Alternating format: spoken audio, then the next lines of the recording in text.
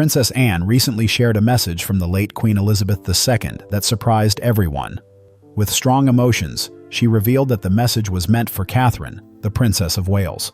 What she said amazed Prince William and stopped King Charles in his tracks. What was the Queen's secret message? Join us as we reveal the important message she sent to Catherine, revealing the monarchy's future. One quiet evening behind the palace walls, Princess Anne revealed a letter she had kept secret for a long time. People thought the letter might mention King Charles or Prince William, but it didn't mention either. Instead, it spoke about someone unexpected. The Queen had trusted this person in silence and believed they could guide the royal family into the future. Catherine, the Princess of Wales. This unexpected choice by the Queen left everyone intrigued and eager to know more. That night, the palace was unusually calm. A thick fog surrounded the gates, as if the outside world had stopped. Inside the castle, Anne made a bold move. She asked for a private meeting with just Charles and William. No assistants, no formalities, just the three of them in a room filled with royal memories. Heavy curtains blocked the windows, dark wood surrounded them, and portraits of past kings and queens looked down from the walls. Anne didn't say much. She quietly took out an old letter that looked well handled over the years. She placed it gently on the table. Charles reached for it first, his fingers shaking a bit. William leaned closer, narrowing his eyes as he began to read. No one made a sound. The only noise was the ticking of an antique clock nearby. Outside that room, the rest of London continued its evening, unaware of the critical moment behind closed doors. The Queen's message was clear. She didn't just see Catherine as William's wife, or as a supportive royal figure. She saw her as the future. Catherine had won the public's hearts not because of her royal status, but because of her kindness, patience, and quiet strength. Charles found this hard to accept. He looked tired and older, as if the crown's weight had suddenly grown heavier. William stayed silent, staring at the letter, with his hands tensing, then relaxing, his eyes fixed on the words left by his grandmother. The gravity of the Queen's decision was palpable, casting a solemn tone over the room. After a long silence, William finally spoke quietly, asking why their grandmother had never told them this before. Anne looked at him kindly and said, "Maybe she felt the Queen wanted to wait until we were truly ready to understand." The room fell silent. Nothing else needed to be said. All three felt it. Something had changed, and nothing would be the same from then on. Meanwhile, Catherine was unaware of the meeting in another part of the palace. She had just tucked the children into bed and sat by the window. At that moment, she felt uneasy. The mist outside blurred everything, and she couldn't explain why.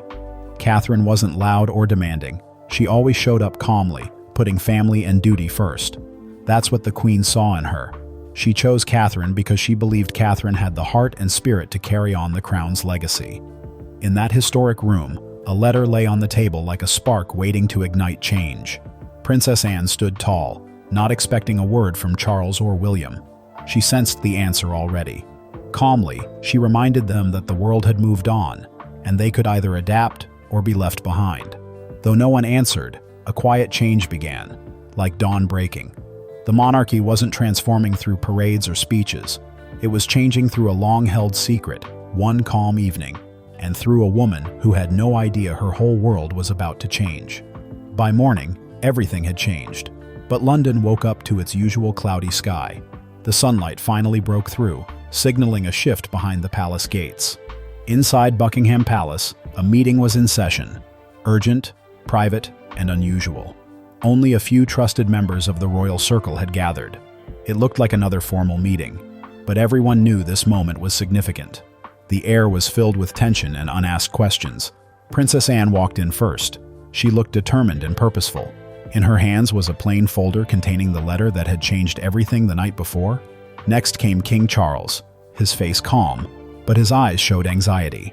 Then, Prince William entered the room. He seemed steady, but his eyes were emotional, like a storm building inside him. Once they sat down, the tension in the room was palpable, as everyone knew their lives and the future of the crown would never be the same again. Anne put the folder on the oak table and said firmly, "This wasn't her decision. It was Queen Elizabeth's last wish." Everyone looked at the paper, which clearly stated that Catherine should lead the monarchy forward. The Queen believed this decision was about strength and grace rather than noble blood. As this truth sank in, whispers spread through the room. King Charles hit the table in disbelief, struggling to accept it. He thought the emotions from the previous night were fleeting. Anne stood firm, knowing their mother was clear in her wishes. William, feeling burdened, questioned his future after preparing for the role his whole life. Anne spoke to William softly, reminding him his role still mattered, even as the monarchy needed to adapt to a changing world. William felt sidelined, but he realized that Catherine was becoming a strong leader through her kindness and humility. Outside the palace, life continued, unaware of the changes happening inside. Catherine kept working on her charitable projects, connecting with people and symbolizing the future that Queen Elizabeth envisioned. Meanwhile, tension grew within Buckingham Palace. Princess Anne, confident in her beliefs, understood that change was necessary. After Queen Elizabeth II passed away, the monarchy faced new challenges. Despite his position, King Charles lacked the enthusiasm his mother had inspired. His past decisions and the public's mixed feelings about Camilla made it hard for him to connect with people like she did. Even Prince William felt the pressure of his royal duties. Although he was young, modern, and popular, the media made every mistake seem larger. While his relationship with Catherine began positively, he felt overshadowed as public admiration for her grew. Harry's bold claims complicated matters further, bringing up past issues and showing the monarchy's weaknesses. After the Queen's death, any brief unity among the family faded. Many young people began to question the monarchy's relevance. In places like Australia and the Caribbean, calls for independence from the crown grew. Inside the royal family, they felt their once strong loyalty was weakening. They knew they needed to prove their worth beyond tradition, and people wanted someone genuine, like Catherine. Interestingly, Queen Elizabeth foresaw these changes and chose Catherine as the monarchy's future, someone who represented hope rather than just royal lineage. As events unfolded, unexpected developments could change this story. A shift was coming for the royal family, one they could no longer ignore. Catherine continued her daily duties with kindness, growing in public admiration, even as those close to her sensed more profound changes that could affect the monarchy's future. Prince William felt more confused each day. He had always prepared to be king, but now the dynamic shifted because of Catherine, whom the Queen had quietly chosen as crucial to the monarchy's future. William loved her, but balancing this with his duty to the crown was more complex than ever. The monarchy was evolving, and Catherine was becoming its primary focus. Meanwhile, King Charles felt restless. He read stories about past monarchs for advice. He worried about the family's diminishing popularity, while William silently feared for his children's future. Catherine faced the changes calmly, understanding that the world was changing and the palace needed to adapt. Without seeking power, she became a steady force for the royal family. Everything appeared polished outside the palace, grand events, big smiles, and perfect photos, but it felt different inside. An unspoken tension filled the air. Everyone sensed it. The royal family's strong image began to show cracks. The great house that had stood for generations was now at a crossroads, and the world watched closely. Would it fall apart or endure because of one woman's quiet strength? Nobody knows. Keep watching to find out. People's reaction to the news. Secrets about the Queen's private wishes began to surface from the palace. Some staff members, who observed the happenings behind the scenes, were the first to share this news. Once these whispers spread to the public, the royal household became divided. Not everyone agreed with Catherine taking on a larger role. Some questioned how she could step forward while her husband, the heir, was still present. Critics argued that since she spent much time raising her children, she might not be ready or have enough political experience. However, many others supported the Queen's decision, believing she knew what she was doing. This trust led to growing curiosity nationwide.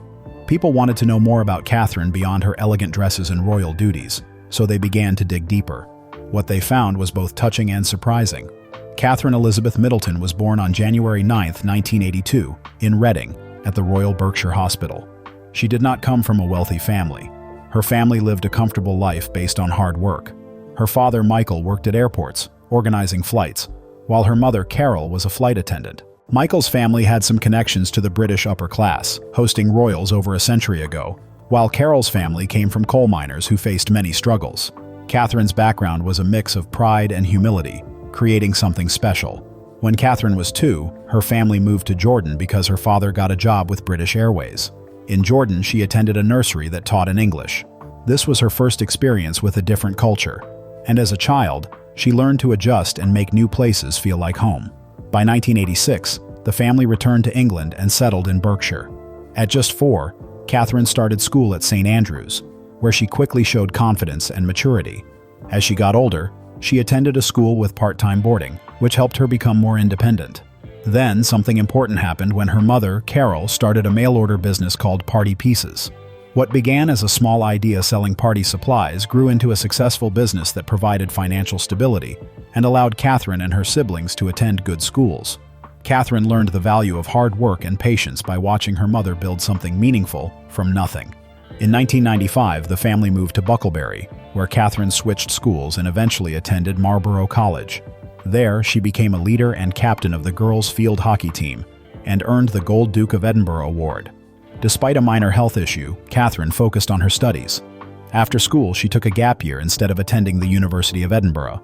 She traveled to Florence to study art, volunteered in Chile with Raleigh International, and worked as a deckhand in Southampton, facing challenges head-on.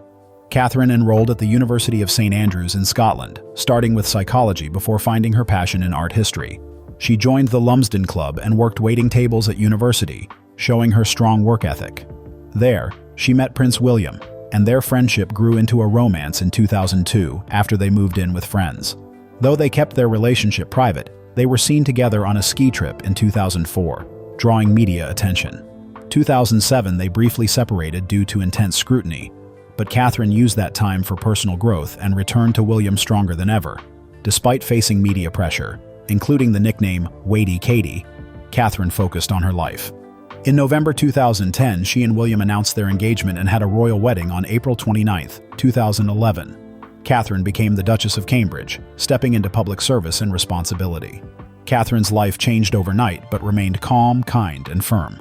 They became a modern royal couple with William and welcomed 3 children: Prince George, Princess Charlotte, and Prince Louis, balancing family and royal duties with grace. Catherine showed that royalty is about character, hard work, and humility. She also became a role model through her commitment to charity, focusing on meaningful actions rather than seeking public recognition. In a quiet act of kindness in 2018, she donated 7 inches of her hair to the Little Princess Trust, helping children with cancer without looking for attention. At the same time, Princess Anne started gaining attention, showing her dedication and strength. With her new title, she represented values of commitment and service, appealing to those who want authentic leadership. Many believed her journey to the Queen would refresh the royal family and inspire future generations. What are your thoughts on the Queen's last wish for Catherine? Can she handle the task? Share your thoughts in the comments, and please like and subscribe. Thanks for watching.